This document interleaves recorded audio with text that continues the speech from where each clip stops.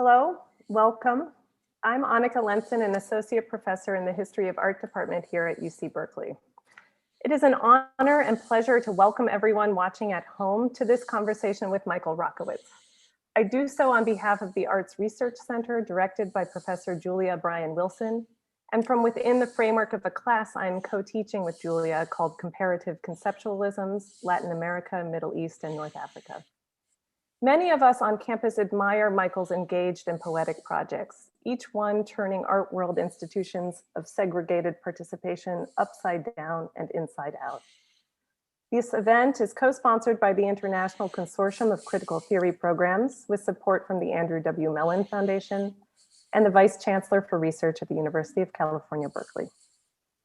We wish that we could have welcomed Michael to our seminar classroom in person, but because of the ongoing pandemic, we've taken to Zoom as a platform.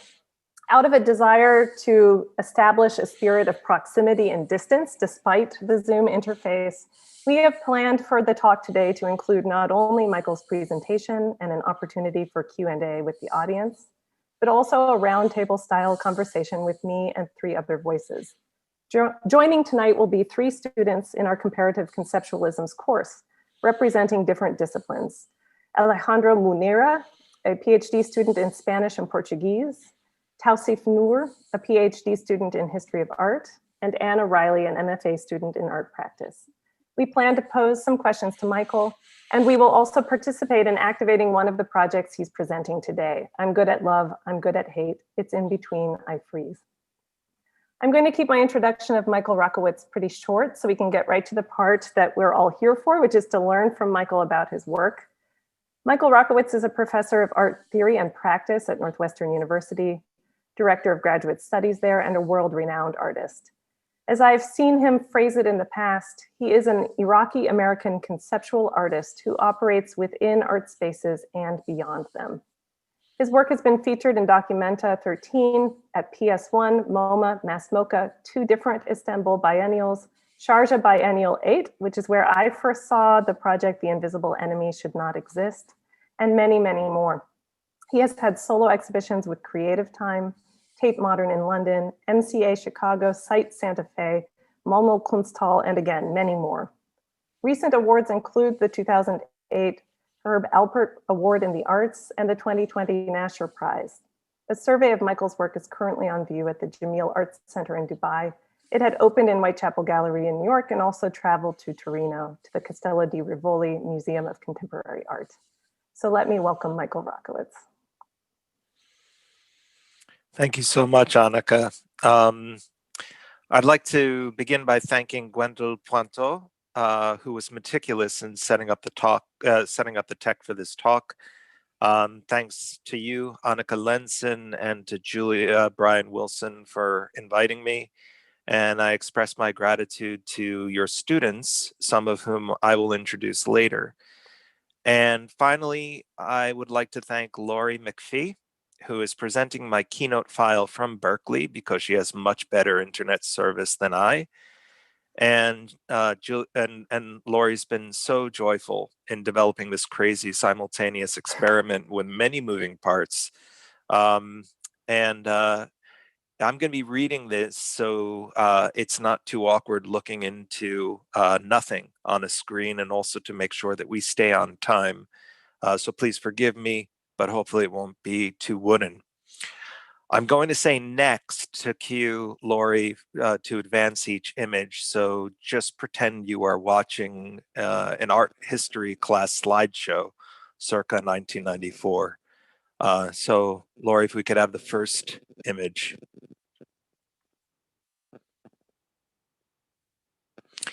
So this is an image that serves as a kind of stumbling block, an awkward moment that hopefully creates a moment of reflection.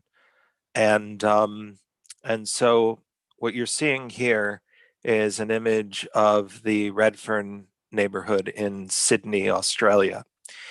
In 2008, I spent a great deal of time in Redfern, a largely Aboriginal neighborhood in Sydney, Australia, producing a project that involved Indigenous citizens and organizations from that community for the Biennale. I was struck by the overt racism in the city, the ongoing crimes against and the displacement of Native Australians, now 250 years running. But there was something done as protocol that I felt kept the problems and failures visible and made them present, something I've tried to do in my own work for the past decade. In Australia, the acknowledgement of country is usually a statement or a speech made by an Aboriginal or non-Aboriginal person to show respect to the traditional custodians of the land. I've often believed that the best way to forget someone important is to name a building after them, so their name disappears into an address, into the architecture. I'm sure that similar things have been said about the acknowledgement of country, but as an outsider, I was incredibly moved when I heard this preamble spoken at every public speech. I thought about my own context as an American living on Indigenous land, taken from its original inhabitants. To live up to my commitment to the citizens of Redfern, I made a promise to myself that I would continue to remind those who had forgotten. Since my return to the US, I've begun all my public lectures with this, an acknowledgement of country. We are gathered here and holding this event on the unceded traditional lands of Turtle Island. I myself am speaking to you today from the unceded land of the Kickapoo, Peoria, Potawatomi, Miamia, and the Oceti Sakowin, the Council of the Seven Fires. I ask you to join me in acknowledging the Indigenous community, their elders, both past and present, as well as future generations. We must also acknowledge that the institution hosting this talk and the one that employs me, Northwestern University, was founded upon the exclusions and erasures of many Indigenous peoples, including those on whose land we do our work. This acknowledgement demonstrates a commitment to beginning the process of working to dismantle the ongoing legacies of settler colonialism on Turtle Island. Next. So we start with a landscape, but this is not just any landscape. What you're seeing before you no longer exists. It is like being able to see the light from a star that died long ago. This is a date farm in Hilla, Iraq, that was destroyed in the aftermath of the US-led invasion of Iraq in 2003. Let me couple this image with a prophetic saying. A house with a date palm will never starve. At first, it seems this must simply refer to the fruit of the tree, ubiquitous in the Mesopotamian landscape. But it is about all the elements of the palm, the nutritious dates, the shade it casts, the fallen leaves for woven furniture, and finally, the wood that can be used to expand the house as the family grows. All these elements sustain life and its smaller unit, the household. This one phrase is like the first essay on landscape architecture. Next. Let's put some people in front of those date palms. My story begins with my mother's family, who were forced to leave Baghdad in 1947, eventually emigrated to New York. This photo shows my grandfather, Nissim bin Ishaq Daoud Betaziz, with his family, so large that they extend beyond the frame provided by the desert oasis backdrop. Beginning in the 1920s, my grandfather owned and operated an import-export company called Davisons & Co. When he moved to the US, so did his company.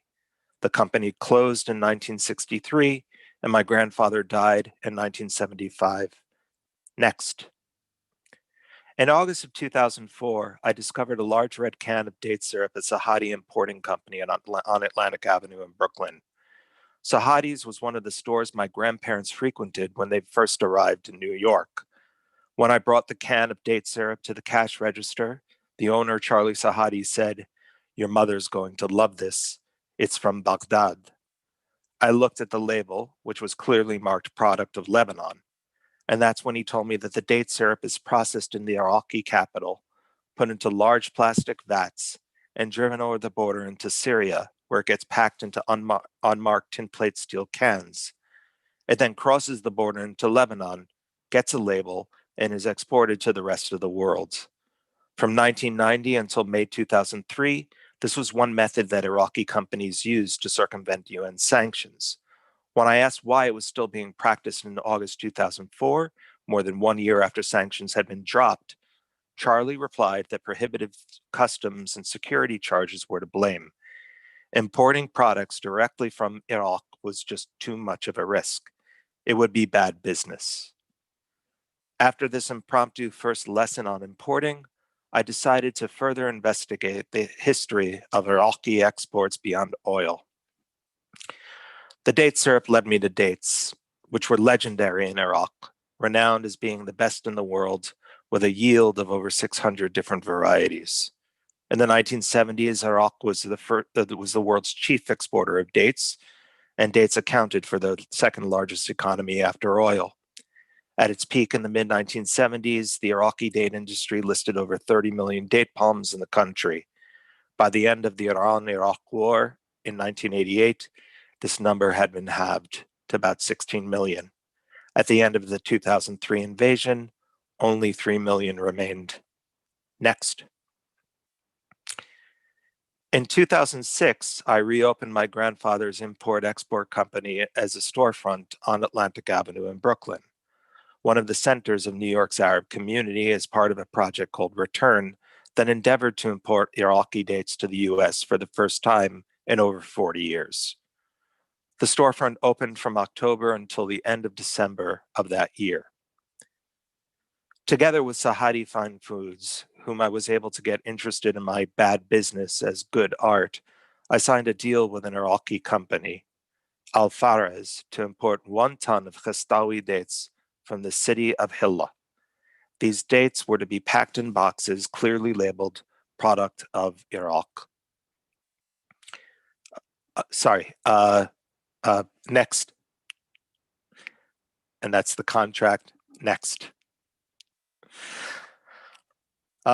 So I was able to make this deal with Sahadi's help with Al Faraz to import 1 ton of Khastawi dates from the city of Hilla. The dates were to be packed in boxes clearly labeled product of Iraq.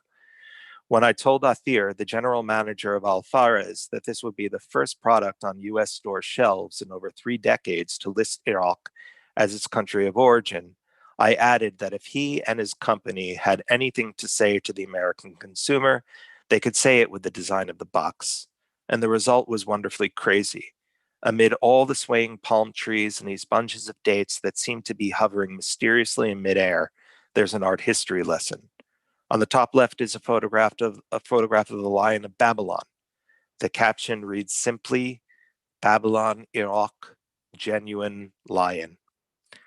On the lower right, another photo, Ishtar Gate reconstructed. Next. The original gate was taken by a foreign power, the Germans, in the early 20th century, and reconstructed brick by brick in the Pergamon Museum in Berlin. Next. The lion still remains. On the right flap, they clearly list product of Iraq and even go so far as to print the flag. Next. The narrative of the date's ill-fated journey to the US mirrored the plight of hundreds of thousands of Iraqi refugees as they waited in a line of cars that was 4 days long at the Jordanian border, only to be sent back and forth to Baghdad. Next. Then finally Damascus, where the Baghdad-based company determined the dates had spoiled. Next. While 10 new boxes of dates were airlifted out of Baghdad and into New York City in December 2006, the overall transaction served as a surrogate for a larger tragedy. Next. The dates ended up being released after 3 weeks of quarantine. Next. During which time the small parcel underwent inspections. Next. By Homeland Security. Next. US Customs and Border Patrol. Next. The US FDA. Next. And the USDA. Next. Next. And here it is, a fruit that asks questions and scandalized government bureaucracies from Baghdad to Damascus to Brooklyn. Next. And then this is the scandal arriving at the store. Next. And these are customers enjoying their dates. Next. With the store open for 3 months without the main product, it left a lot of downtime. It was during these quiet moments that my attention was drawn to these labels and packaging of date syrup and date cookies that were product of Iraq, but could not say that they were, like they were victims of xenophobia, a veiled provenance. When you sit with an object long enough, it starts to tell you about itself and what it wants to be. Next. The empty store made me think of other empty spaces, like this emptied out museum. Next. Next. These are images of the National Museum of Iraq after it was looted in April 2003. Next. Next. Next. Next. I started to research the databases of the items believed to be missing, stolen, destroyed, or of unknown status in the aftermath of the looting. I began to imagine these objects coming back as a ghost, but like any ghost, these objects would have to look different in order to properly haunt. Next. Suddenly, I thought of the provenance of the artifact, which gave the looted item its values, and the veiled provenance of the packaging of the Iraqi date products.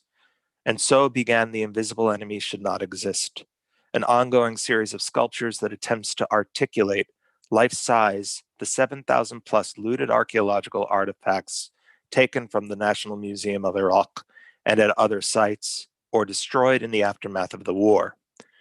Along with a team of assistants, I build these objects from Middle Eastern food packaging and Arab American newspapers found in Chicago and other cities. Out of refuse and urgent vulnerable materials, these objects could be not rebuilt, but reappeared. And what's interesting here is that we're looking at a votive statue with his hands clasped in prayer. Votive statues constitute a large part of what went missing during the looting. Some archaeologists believe that when people went to the temple, they would leave this offering so that when they left, it was still there to represent you and pray in your place. So I do often think of these objects as surrogates, as ghosts who represent the lost Iraqis. Next. The idea was not to make replicas, but to think about these things that have disappeared and come back as a spectral presence or mutant. The size is the same, but its material culture is different. The looting of the museum was the first moment of pathos that opened up during the war. It didn't matter whether you were for or against the war. There was a consensus that it was a catastrophe and that this was a loss for the whole of humanity. But for me, this was a very angry project, and that the collective outrage about lost artifacts didn't translate into an outrage about lost lives. Next. Here's another landscape. This one is in London. Another museum is in the background, one that hasn't been emptied out. It's the National Gallery of Art. Next. In front of the museum is Trafalgar Square, which is a celebration of British imperialism and militarism. Next. This is the fourth plinth. It was actually designed by Sir Charles Barry and built in 1841. You can build really boring things like this and get a knighthood in England. And it was intended to hold an equestrian statue of William IV, but remained empty due to insufficient funds. Since the late 1990s, it has served as a platform for temporary public art commissions. Next. In late 2015, I was nominated to submit a proposal for the fourth plinth. At this time, I was working with my studio assistants to research how we might reappear the Lamassu that stood sentry at the Nergal Gate of Nineveh from 700 BC onward, but was destroyed by Daesh in early 2015. We found out the colossal sculpture was 14 feet in length. Next. When I received the blueprints of the fourth plinth, I found out that it too measured 14 feet in length. And suddenly I thought to myself, what else would I possibly do? Next. These lamassu are held in the British Museum and were excavated by the British archaeologist Austen Henry Layard in 1849. Thus, my proposal was basically an archaeological magic trick.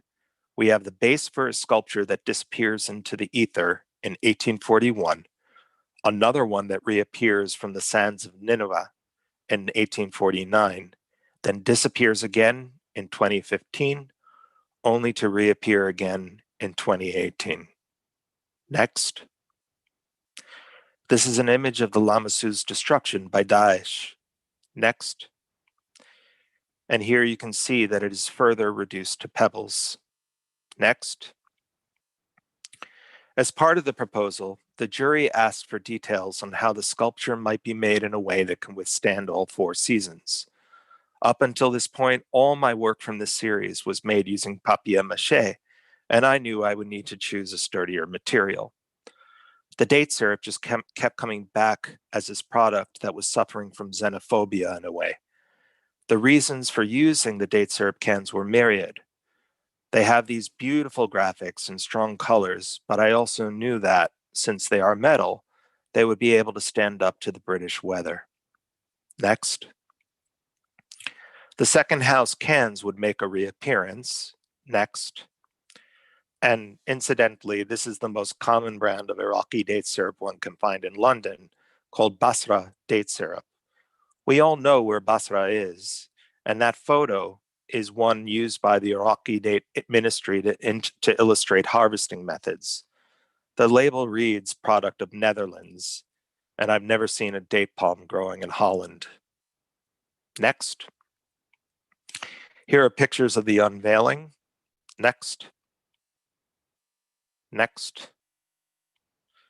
And here's the beast.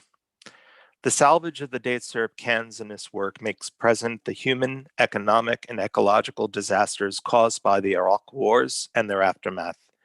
If you look at the ancient Assyrian panels held in the British Museum, you will see that many of the friezes have date palms in the background, with fish in the river, a lush ecology that has been devastated by the war.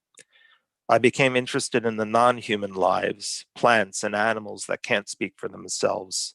It starts to fold in these different aspects, the cultural, human, and natural tragedies. Next. It is really important for me that the lamassu is having that conversation with everything else in Trafalgar Square. For instance, the lions at the base of Nelson's Column, which is actually made from melt-endowed cannons from the HMS Royal George. The material culture of the victims of war are facing off against the weapons of war. Next. Next. The reconstruction of the lamassu, set on the fourth plinth, allows an apparition to haunt Trafalgar Square at a time when we are witnessing a massive migration of people fleeing Iraq and Syria. I see this work as a ghost of the original and as a placeholder for those human lives that cannot be reconstructed, that are still searching for sanctuary. Maybe, for the first time in history, we are all seeing the same ghost. It is a monument and an admonishment. And unlike the many lamassu kept inside the British Museum, this recreation, or rather reappearance, stands outside with wings raised, looking southeast, toward Parliament and toward the Foreign Office, where the decision to invade Iraq was made, but also looking past them, toward Nineveh, hoping to return in the future. Next. And the lamassu has also become an unwitting participant in all these protests held in Trafalgar Square. Next. Next. Let's go back to the story of these votive statues that are surrogates for real people. Next. The Oriental Institute, that's the real name, The Oriental Institute at the University of Chicago has a collection of these votive statues dating back to the early dynastic period from Tel Asmar. Next. Here they are in a vitrine. Next. In 2005, an Iraqi insurgent group posted a photograph online of a captured US soldier named John Adam. They threatened to behead him in 72 hours if prisoners being held in US jails in Iraq were not freed. The US military took the claim seriously, but couldn't locate a John Adam within their ranks. Next. As it turns out, this soldier was actually Special Ops Cody, a US infantry action figure made to exacting detail. These toys were sold exclusively on US military bases in Kuwait and Iraq, and were often sent home to the children of active soldiers, functioning as a surrogate for their fathers or their mothers or their uncles and aunts and brothers and sisters who might have been deployed abroad. A new kind of surrogate, a new votive.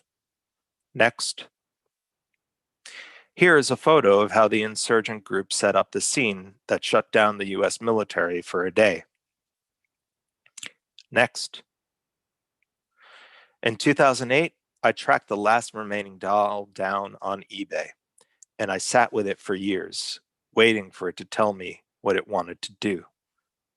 Next. I wondered what a votive statue from 2005 AD would say to one from 2005 BC. So the idea was to have Special Ops Cody enter the vitrines and engage with these Mesopotamian statues.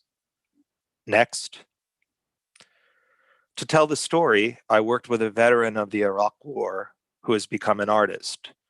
Sergeant Jin McGill Prather served as a combat medic and preventative medicine specialist in the Army National Guard for 5 years and deployed to Camp Bucca, Iraq in 2004. In early February 2005, a prison riot broke out at Camp Bucca. 4 Iraqi detainees were brutally killed in the US Army's efforts to quell the uprising. Jin was tasked with identifying the bodies since her superiors and admin were too squeamish to look at the mangled, lifeless corpses. Many of them had their eyes shot out. Next. Jin narrated this stop-motion video titled The Ballad of Special Ops Cody in one take and in her own words. And so here's some of what Cody says to these other prisoners. Next, and Lori, please play this clip.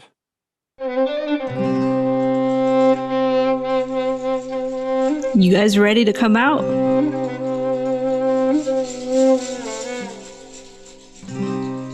You guys ready? On me, let's go. You look like them.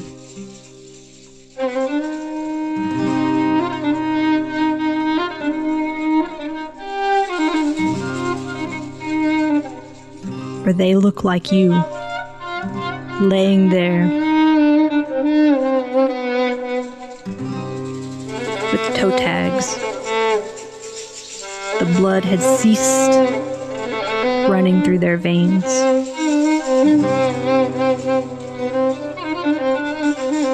It had formed clots on the cots.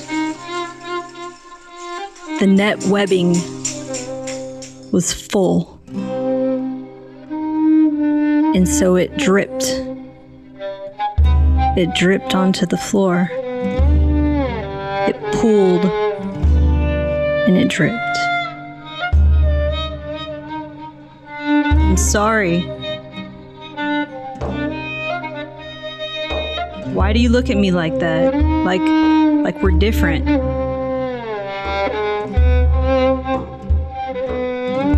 Look, I said I was sorry. We're not different. I mean, we are, but we're also the same. Because both of us, all of us, we were created. We were sold and stolen, or stolen and sold. to a destination unknown that's not our home. We shouldn't be here.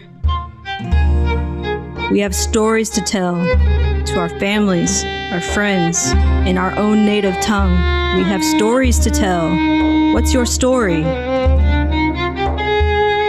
Just keep talking. I just keep talking. I guess to myself, because you're not answering. You guys, why are you here? Don't y'all want to go home? Be free? And get y'all out of here. Now's your chance.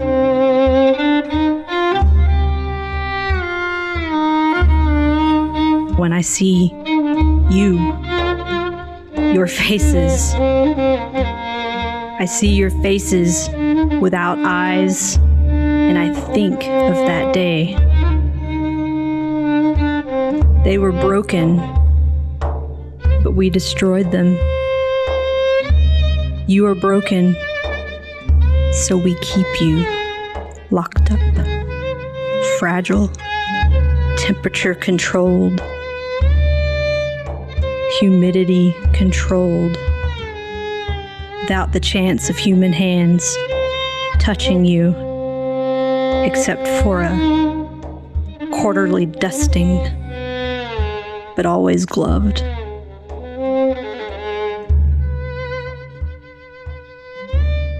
I will always be gloved too. And never again shall blood course through my veins.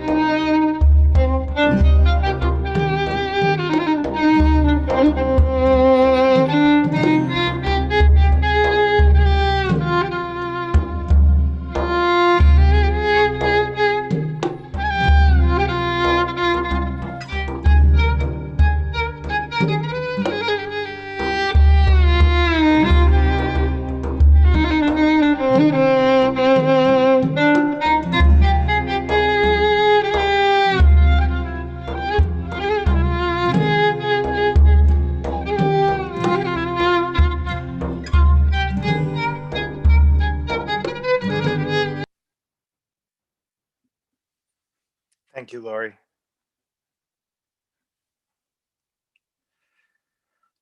Okay, and so moving on to the final project that I'll present. This is another work that ponders the fate of an artwork in the midst of war and conflict. I present here a kind of prologue for an engagement with Annika Lenssen and her students. Consider this a short presentation about a silenced film, about a concert that was canceled once, then twice. In 2002, I met my wife, Lori Waxman, who is a Jewish art historian and writer from Montreal. When you fall in love with someone from Montreal, two things are essential. You have to learn how to ski, and you have to accept Leonard Cohen as your chief rabbi and sage. This is a 9-year research project that was commissioned by the Musée d'Art Contemporain in Montreal for a group exhibition in which artists were to explore and react to the work of Leonard Cohen. It was planned when Leonard was alive back in 2015 and then staged a year after he died. The curators were working directly with Leonard and his management, and as far as I understood, I had Leonard's tacit approval of my proposal. Next. My interest in Leonard Cohen did not happen in art school, as it did for many of my peers. Instead, it happened when my wife and I went to see him in concert in 2009 at the Chicago Theater. I was transfixed by Leonard's performance. I was transformed. How was this possible? He was in his 75th year. He was not hiding the fact that he was elderly like other aging music legends. But something happened that night. It was profound. Something was found. I became obsessed. I started reading the kind of online forums that fanatics peruse. One message simply listed my birth date, October 22nd, 1973. Next.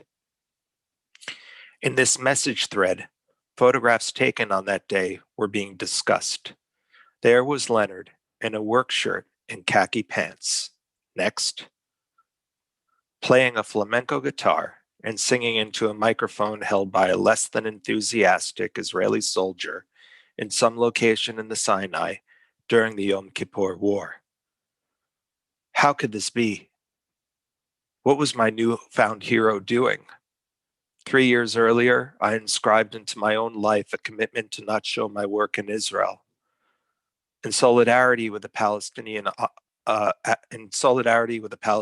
academic and cultural boycott of Israel, my only participation since then in any Israeli exhibition has been the writing of letters declining their invitations. Next. The story goes like this. Leonard Cohen's participation in the 1973 Yom Kippur War was that of a kind of warrior poet. Cohen traveled to Tel Aviv from Hydra, Greece, where he was living, to, as he said, quote, stop Egypt's bullet. Believing that the future of the Jewish people was at stake, Cohen describes his impulse to position himself firmly in the line of fire, first trying to join the army, and then agreeing to perform for the Israeli troops. Next. He even sipped cognac with Ariel Sharon, pictured here in uniform next to Cohen. Next. Cohen would later be quoted as saying, "War is wonderful. They'll never stamp it out. It's one of the few times people can act their best." Next. It's so economical in terms of gesture and motion. Every single gesture is precise. Every effort is at its maximum. There are opportunities to feel things that you simply cannot feel in modern city life. Next. These photos of Leonard made me think of others, the ones of my Iraqi Jewish grandparents. My grandparents fled Baghdad in 1947 for political reasons. I grew up hearing my grandmother recount stories of that city, a remembrance of a lost home. As Jews living in Baghdad in the 1940s, my grandparents' lives became increasingly difficult as the tide of politics turned, and the British mandate for the partition of Palestine grew closer and closer to becoming a reality. Their land was confiscated, their assets taken, and their lives changed forever. In some ways, a good forever. In many ways, a sad forever. My grandparents spoke Arabic, and the traditional foods during the holidays were kuba, mahasha, and aruk. They were Jews, but they were also Iraqis, until they were told they could no longer be Iraqi. Next. Looking through old photographs recently, I came across several of my grandfather wearing a keffiyeh. It reinforced for me that we were actually Arabs, Arab Jews. This term, Arab Jew, existed in the world until 1948. Now it seems like an oxymoron. I'm not interested in arguments and accusations about who is responsible for which exodus and who suffered more at whose hands and when. But the well-documented programs that sought to de-Arabize Arab Jews upon their arrival in Israel was another act of cultural erasure. And so I've always regarded the disappearance of the Arab Jew and Palestine as an intersecting tragedy and injustice. The resulting struggle is one in which our liberations are intertwined. Next. Later that same year, in 2009, I traveled to Jerusalem to make an artwork of my own with a Palestinian organization called Al-Mamal Foundation for Contemporary Art. I was elated to find out that Leonard was scheduled to play in Ramallah in September at the invitation of the Palestinian Prisoners Club. I thought here was a possible second thought, a withdrawal from his previous position, and the wielding of his true ethics. But then it was revealed that this was an attempt at art washing. It was revealed in the announcement of the Ramallah concert that Leonard Cohen was also scheduled to play Tel Aviv on September 24th, around his 75th birthday. The restrictions of the Palestinian campaign for the academic and cultural boycott of Israel forced the gig's cancellation. In a press release explaining the cancellation of the Ramallah concert, PACB stated, "Attempts at parody not only immorally equate the oppressor with the oppressed, taking a neutral position on the oppression, they also are an insult to the Palestinian people, as they assume that we are naive enough to accept such token shows of solidarity that are solely intended to cover up grave acts of collusion and whitewashing Israel's crimes. Those sincerely interested in defending Palestinian rights and taking a moral and courageous stance against the Israeli occupation and apartheid should not play Israel, period. That is the minimum form of solidarity Palestinian civil society has called for." Next. On eBay, I was introduced to a Cohen superfan and collector in Berlin who sold me Leonard's olive green Olivetti Lettera 22 typewriter. Next. Next. And so I wrote Leonard a letter on that same typewriter. I quote, "I'm currently working on a project about you titled I'm Good at Love, I'm Good at Hate, It's in Between I Freeze. The title is of course taken from your poem, A Thousand Kisses Deep. This paralysis located in the middle is the moment that captivates me. I feel it too, and I think many Jews around the world who are faced with the ethical crisis of what Israel is and what Israel does feel it as well. The project may or may not be a film." Next.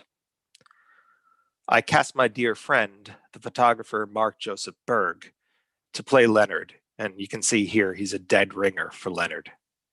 Next. We filmed at the Alhambra Palace Hotel in Ramallah, which, like the Hotel Chelsea in New York City, hosted many musicians and movie stars passing through Palestine to reconstruct the period during which Leonard Cohen traveled to Israel to perform for troops fighting in the Yom Kippur War. Next. Next. These are just some stills. Next. Next. One scene is based on Leonard's diary entry from the time. I reminded him of this episode in my letter. "You crossed the Suez Canal and set up at an abandoned Egyptian airbase. A helicopter arrived. Wounded and dead men were brought into the base. You looked up at them and began to weep. An Israeli soldier comforted you and said, 'Do not be sad, they are Egyptians.' Next. You wrote that you felt disturbed at your sense of relief. And for me, this episode illustrates and distills the ethical crisis of the post-Holocaust Jew. Next. I told Leonard I had pulled some documentation together, but I'm too restless and disturbed to allow all this to rest politely as a documentary. I am therefore asking your permission, Leonard, to remember, to illuminate truth. As a Jewish artist who has written many letters declining invitations to exhibit in Israel, as a signatory of the academic and cultural boycott, I ask your permission to perform the concert you planned in Ramallah as a culmination of this project. That is, if the Palestinian people give me permission to breathe new life into your words from my lungs, Arab Jewish lungs that will not sing in Israel, and reincarnate, not reenact, the humanism that many feel was emptied out of your work.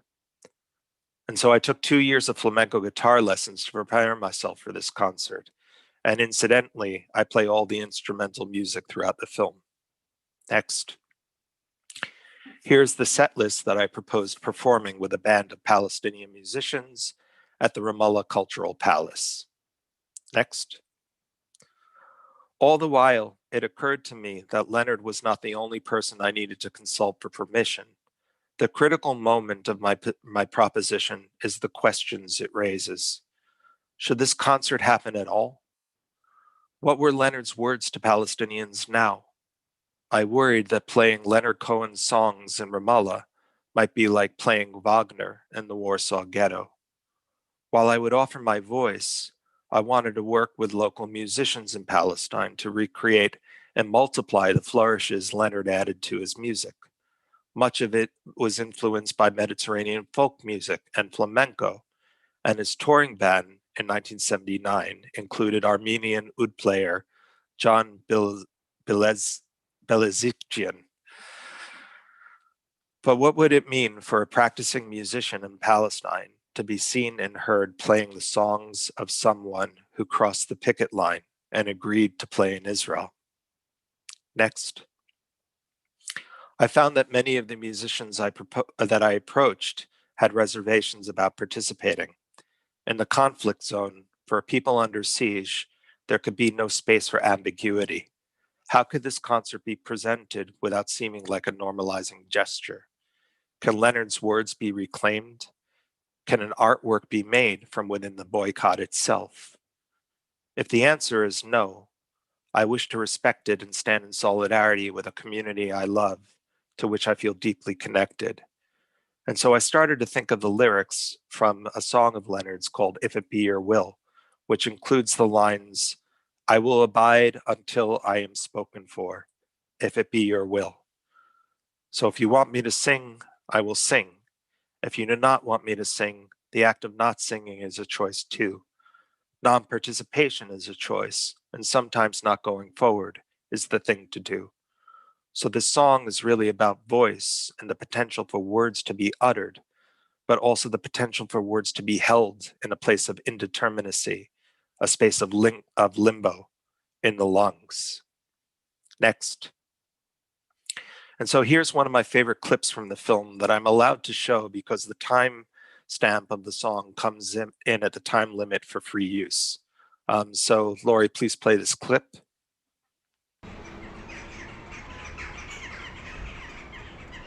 Leonard, I believe boycotts are problematic.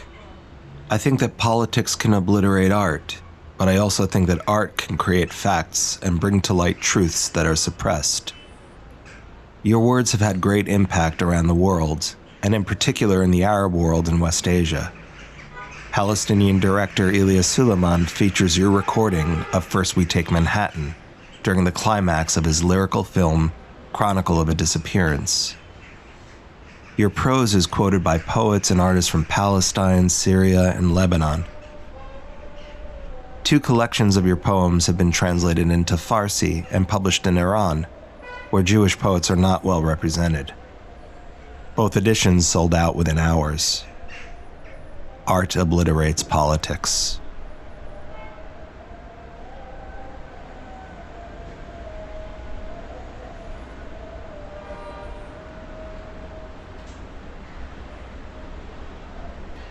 Seepages of this kind have happened before. Music can be the ultimate circumvention. Even if it's forbidden, it finds a way. Like the colors of the Palestinian flag, banned by Israel but remobilized by Palestinians holding up slices of watermelon in protest. Unrelenting red flesh, promising black seeds, and protective white and green rind.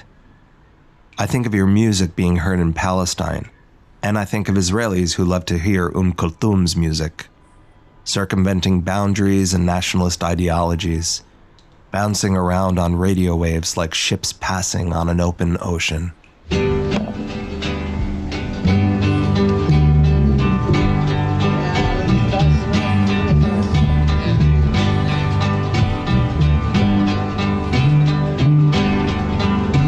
His fingernails, I see they're broken. His ships, they're all on fire.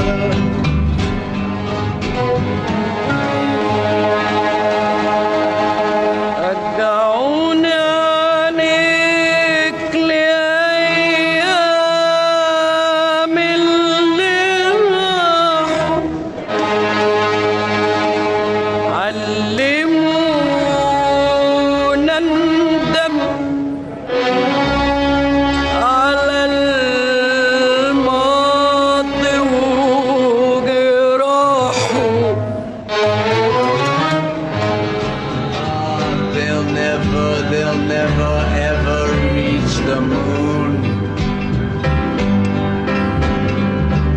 At least not the one that we're after. Thanks, Laurie. Next. In the aftermath of the exhibition at the Musée d'Art Contemporain in Montreal, Leonard's manager and estate deemed the work inappropriate to travel with the rest of the exhibition to its next stop, incidentally, the Jewish Museum in New York City. Cohen's manager invited me to rework the film to tell Leonard's side of the story, to quote. Otherwise, IP rights were to be rescinded and grant rights would be claimed, preventing the work from ever being shown again. Leonard's manager thought the work was too political to warrant licensing. Nevertheless, his conditions for granting the rights were a reworking of the script to tell the other side of the story and to make sure the concert in Ramallah happens. I told him that I refused to have Cohen's work forced into the ecosystem of Palestinians who now associate his music with apartheid and worse. It was a gift in the aftermath of this rather unpleasant meeting with Cohen's management to be invited to spend a week at Dar Jasser, the incredible residency being directed by Emily Jasser and her sister Anne-Marie Jasser in Bethlehem, Palestine. Next. This beautiful Palestinian house, designed by Emily and Anne-Marie's great-grandfather, is right near the apartheid wall and a flashpoint for many of the clashes between the Israeli colonial forces and Palestinian activists. Next. A not so unimportant parenthesis to all this is the regular harvest of tear gas canisters from Dar Jasser's gardens, fired at the activists. Next. As I was leaving Palestine in May of 2018, May of 2018, I wondered if I'd made the right decision, abandoning my project's possible resurrection and refusing to play the game Leonard Cohen's estate wanted me to play. It was his estate's right to license his music. Cohen's manager thought it was too political. But then, the news of Cohen's music being used by the Israelis to torture Palestinians started to leak into the Israeli press.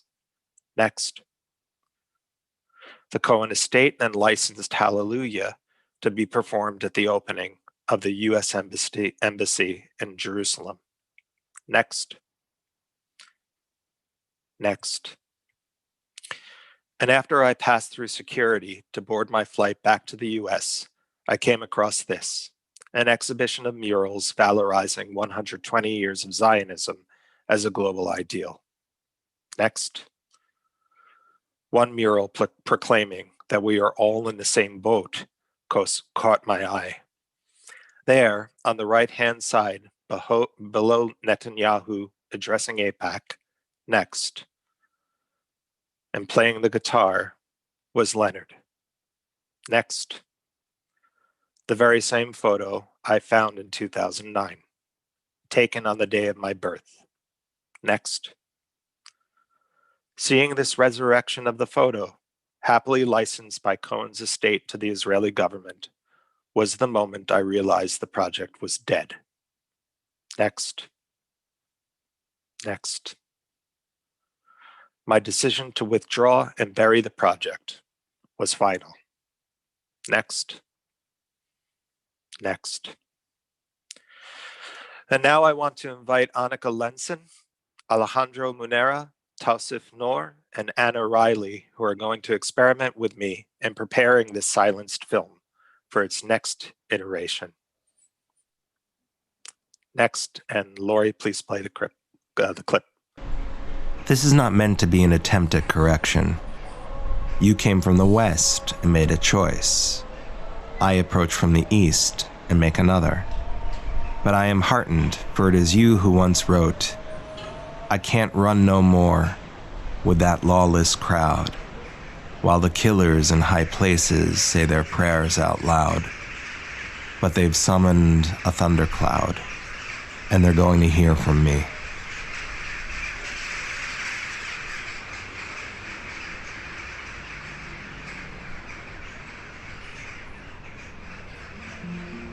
Perhaps I don't need to ask your permission. Who owns a song? Reflecting on the pilfered rights to Suzanne, you said, it's probably appropriate that I don't own this song. Just the other day, I heard some people singing it on a ship in the Caspian Sea. Indeed, your songs are now part of public space. They belong to the world. I don't know why I'm writing to you then. I suppose it's about honor among artists. I see the conflict in you and the conflict in me, and think that somehow we can blend and have it both ways. We can't have it both ways. I want you to know that in war, sometimes the good guys lose, and that maybe you sang for the enemy. I guess I want you to know that the way you feel feels normal to me, but that normal is no excuse. I will go now and stop Israel's bullet. Sincerely, Michael. The camera shows us the foot of a performer, a timeless performer in a snakeskin shoe planted on a dusty stage, an empty theater, a glaring spotlight, a singer swallowing hard to prepare to give voice. A song picks up before we see Michael begin to sing. Fingers are picking at the acoustic strings off camera, slowly, deliberately. When Michael sings, the lyrics are important. The line seems to start almost mid-chord. If it be your will, that I speak no more, and my voice be still, as it was before. I will speak no more. I shall abide until I am spoken for, if it be your will. Michael continues to sing Cohen's song, If It Be Your Will, a song that Cohen originally performed as a duet with electronic instruments. This acoustic version on film makes use of the shining spotlight as its second figure. Eyes and words addressed upward to lights that turn into starbursts and into gods to which one appeals. Feet still planted, the lyrics go on. From this broken hill, all your praises they shall rain. If it be your will to let me sing. The quality of Michael's singing is important too. It's sure in its notes and audible, but it also plays along the uppermost note of the vocal register, wanting to go higher, but not able. The lyrics capture the same sentiment of suspension, of standing on a line. And bind us tight. All your children here in their rags of light, in our rags of light, all dressed to kill and end this night, if it be your will.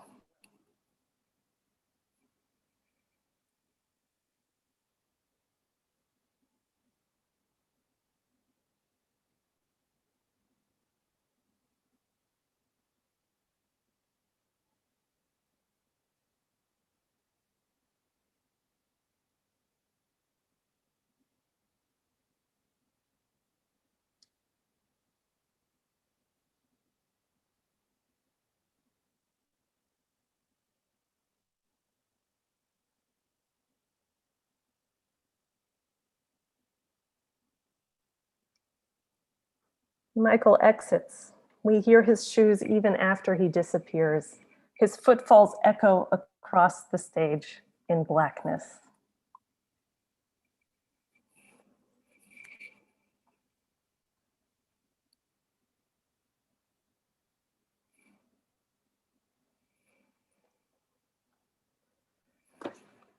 Michael, thank you for letting the four of us place ourselves into this project and its many appeals to remember, to feel sorrow, and to feel, in my own quavering voice, trying to speak there, to recognize the loneliness of boycott that sort of ensures singing alone in this project, at least. I was really struck in watching the film, which for the reasons you outlined, we couldn't show tonight in its totality, by the language you used when you were talking about taking Cohen's songs into your lungs and singing them in Ramallah. And you talk about it being an effort to reincarnate rather than to reenact the promise of those words as expressions of humanism that seems latent in the sentiments of these songs.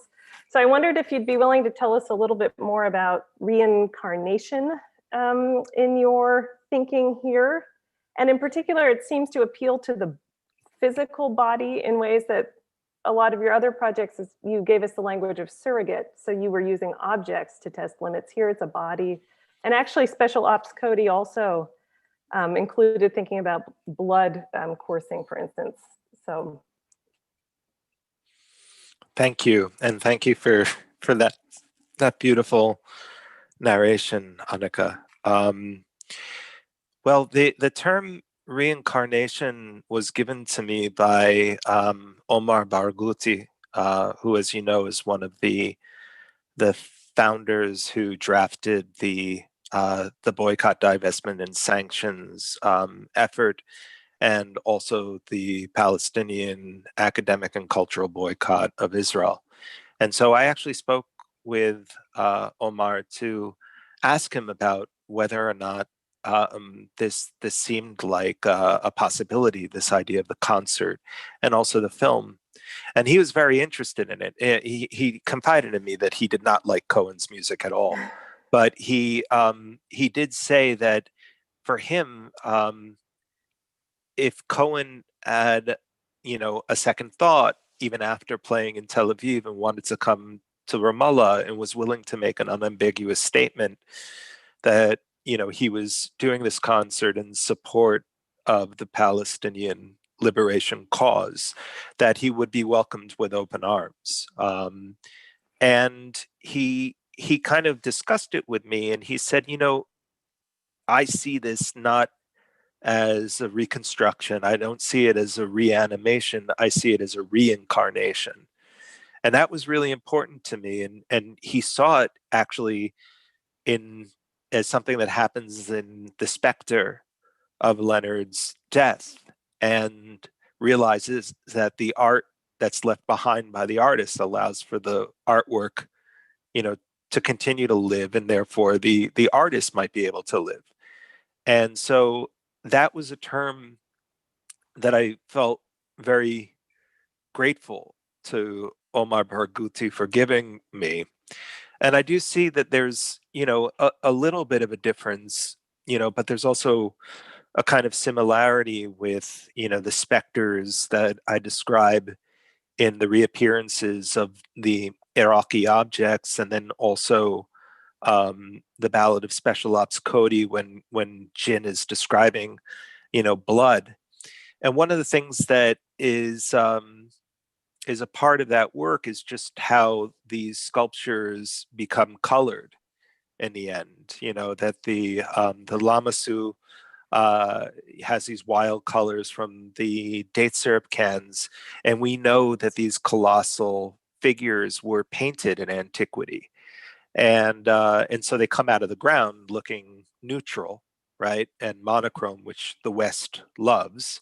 But when I started making these artifacts, it took many years to realize this. But when the color reappears, it's almost like, blood returning to one's face, after they've been sick and they're ashen faced or whatever. And so, I think about that in relationship to these projects, and And as soon as Omar mentioned the word reincarnate, as opposed to it being a reconstruction or something, it made me realize that the body of the artist, of Leonard himself, was also, being summoned in this, and that I become a kind of vessel through which, or propositionally, I offered myself as a vessel through which the art can survive and actually be made within the space of boycott and in the midst of a war. Did that answer it? Very much so. And I was thinking of the dull votive solidarity and even the mythologies of sacrifice. So the votive figures are through the Orient Institute's badly named scholarship, thought their sacrifice is to revive subsequent civilizational structures. And so that there's something really stunning then about the two animated figures in Special Ops Cody sort of appealing to one another in the way you're appealing to Leonard Cohen as a fellow artist. There was a real parallelism for me with those two videos and the question of reincarnation and blood in the cheeks. I think Anna was had a question too. Do I give my offering? Yes, exactly. Okay.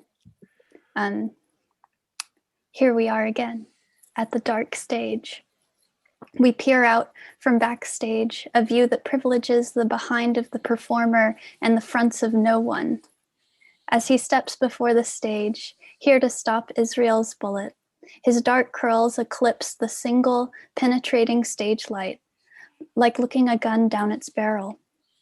What had been an epistolary voice now carries another message in the form of a song. And my question to you is about form. In your letter to Cohen, you write about this project which may or may not become a film. And my question for you, as the project has moved across media, a proposed concert conceived of as a film project, most recently published as a book project, and then conjured again here among us, what do you feel has been gained and lost across these iterations? Anna, thank you so much, and thank you for the narration. Well, what's been lost is what one sees sometime as their work. That the distillation that I envisioned, is no longer possible. So that's lost. For me, the concert is something that's on pause.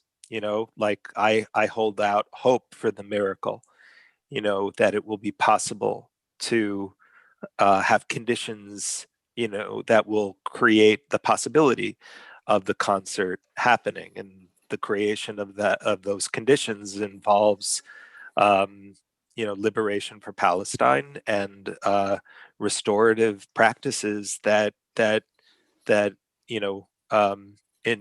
underscore the dignity and the humanity of the people. And so I still keep my fingernails long, in the hope that I could wake up tomorrow and that would happen, that would be possible. And there's something, that's part of like my upbringing as an Iraqi Jew that recognizes the fact that idea of return is something that is probably impossible, but it's the material of the desire for return that's the struggle.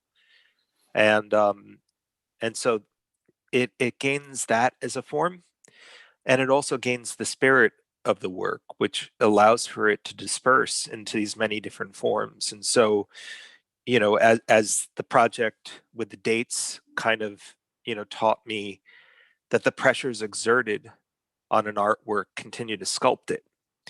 And so I think that all these different forms that it's taken, like you said, the book, playing this kind of Simon Says game with the Leonard Cohen estate. I mean, the way that the pictures were taken by Robert Heichman, who is also the cinematographer of the film and who does beautiful work.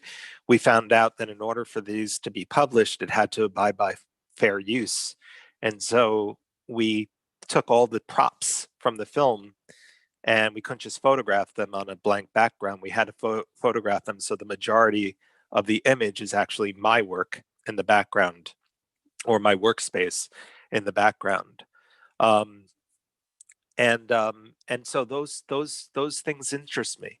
This language of the law and how to push back on that and to reject it is something that is part of that new spirit of the work. And it was a pleasure to brainstorm with Annika about doing this tonight, because one of the things that I've thought about as a kind of final status for the film itself is thinking about this thing that happens with described video, that often happens for people who are sight impaired, and so the idea that I might be able to mute those portions, where there's an entire Leonard Cohen song that can't be used because of the claim of grand rights and the repeal of the IP rights that I was given to make this piece in the first place, then there's a way around it. So it becomes a form of resistance.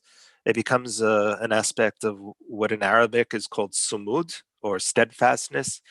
And so the work in and of itself is fighting its own battle alongside others. So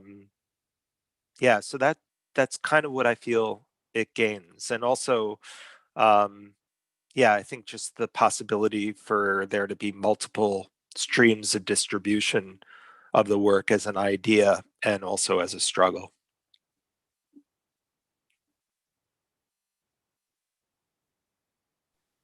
I have some follow-up thoughts about the sort of the historical tendril of audio and film, and a sort of oration over film, but I also don't want to get in the way of our next offerings. No, I'll please, keep it in mind so we can go ahead, and then we so that we have our flow, then we'll go to our next offering. Sure, I was just thinking that, and I don't have precise knowledge on this, but there is a sort of historical tendril, as I call it, or trajectory to when audio and film have not been synced or don't work in tandem, and that an orator of some kind might do that work for the film. Yes, and that can often create what people sometimes refer to as uncanny valley, or something that really kind of affects the viewer at realizing that things should sync up, they're not quite syncing up, and so that moment of estrangement within the work has often been something that excites me. I've always thought about what it would mean to remix a sitcom from the 1980s and to readjust the audio so that the laugh track happens 3 seconds delayed, and the awkwardness that would create and how it might change the meaning of that episode of Different Strokes or Cheers or whatever. I will rehearse my narration now, I suppose. So what we're witness to at the end of the film is a performance by Michael Rakowitz of the song If It Be Your Will to an absent audience. Is this the final form or a rehearsal for another time? New skin for the old ceremony, during which an audience might be present, might be captivated. Of the song If It Be Your Will, Leonard Cohen once said at a 1985 concert in Linz that this is an old prayer. It came to me to rewrite. It is about surrender. Watching Michael perform the song of surrender is uncomfortable for a number of reasons. not least of which because there's no audience, that the song's lyrics belie the fact that the battle is far from over, but also because it goes on for what I would say a bit longer than necessary. So this leads to my question about duration. And duration seems to be an important aspect of your recent work, which is quite open-ended, even when it assumes a particular form, such as a video or a sculpture. So I'd like to draw a parallel between the context of a boycott as a tactic. There's often no way of predicting how long it might endure or what conditions will follow. So I'd like to know for you how you factor in duration when thinking about your recent work. How long do you endure, and do you ever surrender to the work? Thank you, Tassif, and thank you for that great narration. And Cohen's version is even longer. But the thing that I appreciate about the question that you ask is that question of endurance. And I think that that this commitment to endure is something that I hold in my practice as something that is not an obstacle. It actually, for me, has really allowed for the work to happen the way that it needs to happen, that it happens at a slow pace. That every winter, for instance, I construct the parasite shelters that I began making in 1997, 1998. And it's a commitment to that project. The project doesn't go away because the problem doesn't go away. And so, I'm not quite sure where this began. The only sport I could do in high school was cross country, and so I've always been better at running for a long time, but terrible at running fast. And then that brings me to, one of the things that I talk about in relationship to boycotting, which is fasting. And thinking about my own experience with the Yom Kippur fast, which is a holiday that's about self-reflection and atonement and remorse and accountability, and about something that comes from the Midrash, the story of Abraham and Isaac. The word hineni, meaning here I am, and being seen, and taking responsibility, and so I think of this in the same way that I think of a fast, and it's one that I'm prepared to endure. And it's also it kind of intersects with my training as well as a stone carver. And what I loved about stone carving was that it was a subtractive process, and so this this act of not doing something, of removing oneself, for me has an echo with that. And there's always this there's this this apocryphal story of Michelangelo saying that he never carved, the figure, that he was simply liberating it from the stone, which is a beautiful vision. And if I think about, removal as a tactic, and having it as a tactic that arrives at a more liberated form of the world, then it is something that needs to go slow. And I think about it, almost as like a kind of geological time and not as a lifetime.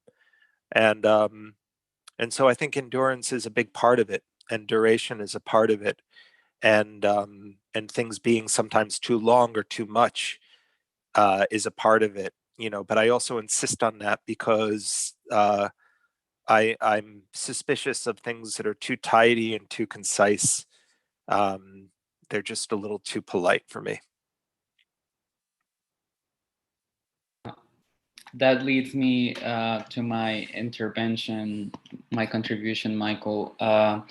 which, if it be your will, I would like to ask about infrastructure in your work. And I will recall part of the letter that you wrote and that you read in the film, where you say, I have never been interested, I'm quoting, I have never been interested in being perfect morally or ethically.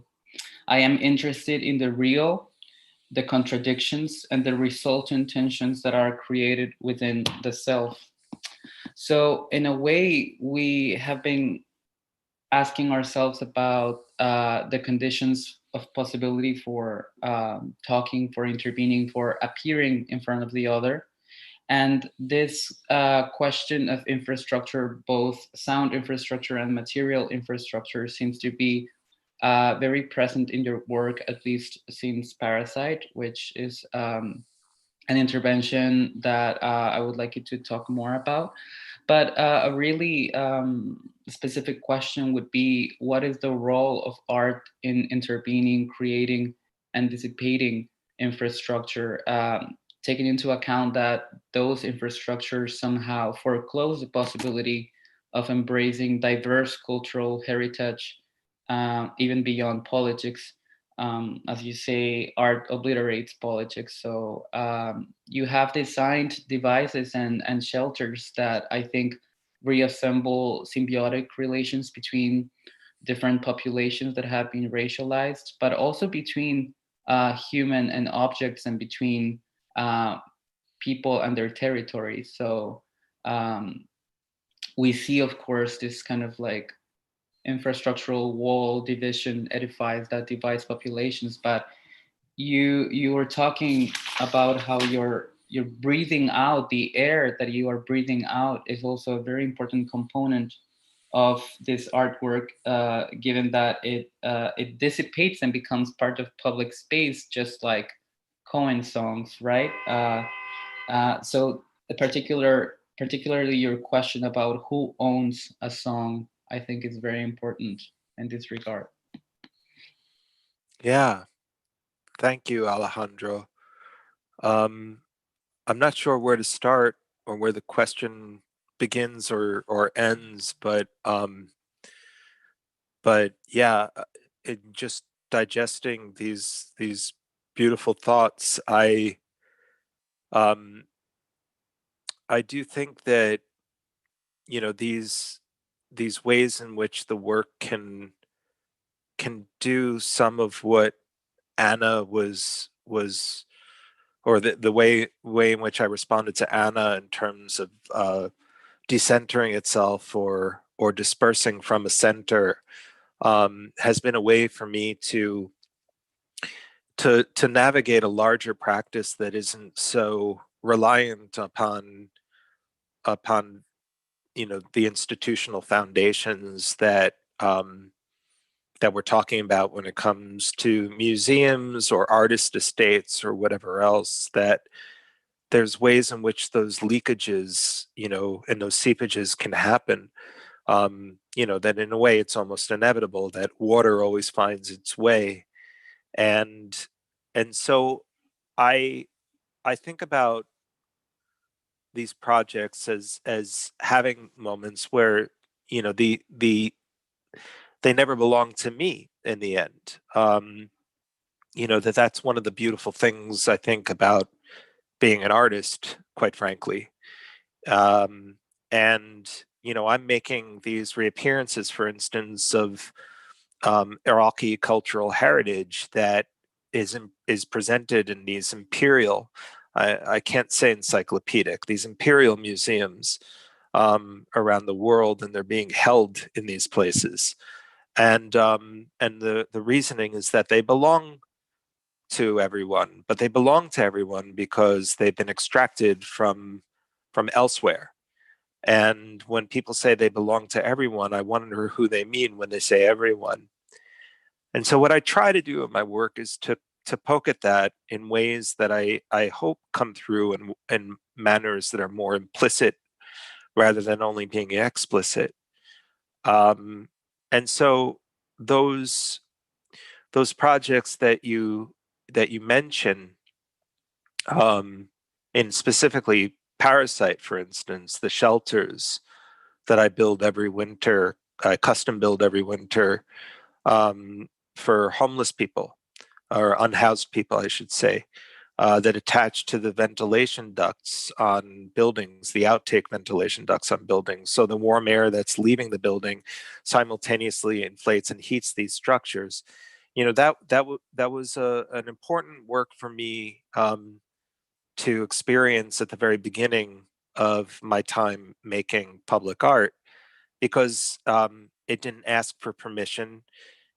It shouldn't ask for permission. It's impossible for it to be sanctioned by any city, because the city always wants to hide its homeless populations. And so there's a simultaneity in which the work operates on a pragmatic level, but it also operates on this poetic level, I hope, where it essentially problematizes the problem. That you know that this is not a solution, and in fact, this is something that would be horrifying to see cities adopt, because then it means that we've arrived at a point where the only thing people can think of in terms of creating housing justice is recycling the air from people who have housing. My mentor and friend, the artist Krzysztof Wodiczko, always explained to me this kind of moment where you have the collision of usefulness and uselessness as scandalizing functionalism. And I've come to understand that as an intersection where problem solving is also trouble making. And Krzysztof also told me about his own metaphor for this, which is the bandage. And that the bandage does two things. The bandage simultaneously heals a wound, but it's also, in its visibility, lets the world see that there is a wound. And to take that further, he would say, and if we are engaging in a desire for ideal society, then people should not have bandages because they should not have wounds. And that really struck me, and I think it's kind of hovered over everything that I do. And so I agree with you that there's always kind of like an endeavor in the work that seeks to do something, like it's a doing of something, that there's the making of a shelter, there's the reappearance or the reconstruction of something that's been destroyed. And in the case of the Cohen project, it was about making that concert happen. And so if I think about function in this realm, I also think about this student from MIT who I met about 5 years ago named Emily Benet Royal. And she told me that in science, when you want to know how a system works, you introduce a coloring agent. And so, that was something that appealed to me in terms of what artwork can do, in terms of the way that it can expose infrastructure, show you the way the infrastructure works. I don't know if that answers anything that you mentioned, but it was, I feel like I'm just responding to something awesome you said, and you can push me if I'm somehow not covering something you want me to cover. I think you hit every point. Yeah. Well, I was going to say I'm getting frantic reminders that we should take Sorry. No, but please do not apologize. You've been so generous, and a lot of the Q&A that's been submitted, this answer you were just giving to Alejandro's question, tying together what we've been asking you, are clearly questions that the audience had as well. Thinking about a kind of restorative justice process. And I'm going to attempt to amalgamate a few of the questions and the terms that are coming out of the Q&A and see what you think. So there some questions honed in on the ghosting and spectrality aspect of the projects. But there's also a question from Rahul Kayal, who asks you about reappearance and recreation. And then Ramon de Santiago pulled out historical trauma and commitment and the practices of spolia. So rather than restoring, somehow having displaced elements that allow access of histories through these images of displacement that are reused. And so everybody wanted you to speak on these intersecting dynamics in the work that you presented. Well, I guess on the subject of reconstruction versus reappearance, one of the things that's happened since I began The Invisible Enemy Should Not Exist with my studio in 2006, 2007, is that 3D printing has become very pervasive in the way that that these archaeological sites and the destruction of cultural heritage has often been addressed, that one can simply just 3D scan preemptively, you know, the Arch of Baal, you know, in a place like Palmyra, and it's all going to be okay. And, you know, I don't want to dismiss the importance of 3D scanning, but one thing that I will say is that you can't 3D scan the DNA of the people that live in Palmyra, who perish alongside cultural heritage, nor can you 3D print the DNA of the people in Mosul, you know, who perished alongside sites like Nimrud and Nineveh. So that's what got me to really reconsider this idea of recreation, that I can never possibly recreate, and these things always have to be, to use Leonard Cohen's terms, an imperfect offering. And